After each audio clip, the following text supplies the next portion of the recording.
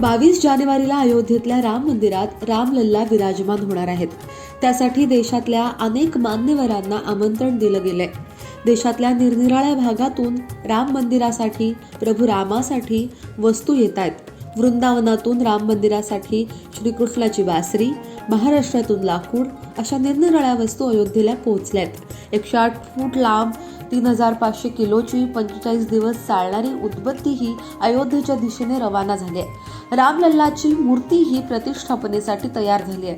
त्यामुळे आता 22 तारखेच्या सोहळ्याची पूर्ण तयारी जवळजवळ पूर्ण झाली आहे.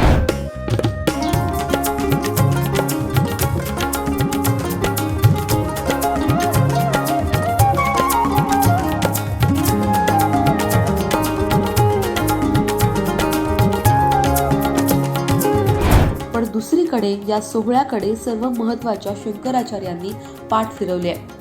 अयोध्येतल्या श्रीराम मंदिराच्या प्रतिष्ठापना सोहळ्याला उपस्थित राहायला पुरीतल्या गोवर्धन मठाच्या शंकराचार्यांनी नकार दिल्यानंतर आता उत्तराखंडच्या ज्योतिषपीठाचे शंकराचार्य अभिमुक्तेश्वरानंद सरस्वती यांनीही नकार दिलाय.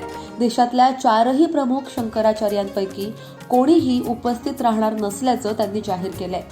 श्री राम जन्मभूमी तीर्थक्षेत्र मंदिर ट्रस्टचे सरचिटणीस चंपतराय यांनी हे मंदिर रामानंद संप्रदायाचे आहे, शैव, शाक्य व संन्याशांचं नाही असं प्रत्युत्तर दिलंय. शृंगेरी शारदा पीठाचे स्वामी भारती कृष्ण तीर्थ आणि द्वारका पीठाचे स्वामी सदानंद सरस्वती या दोन्ही शंकराचार्यांनी अद्याप आपल्या भूमिका स्पष्ट केलेल्या नाहीत. धर्मग्रंथानुसार अर्धवट मंदिरात प्राणप्रतिष्ठा होत नसते, त्यामुळे या सोहळ्याला आपण उपस्थित राहणार नसल्याचं गोवर्धन पीठाचे शंकराचार्य स्वामी निश्चलानंद सरस्वती यांनी म्हटलंय.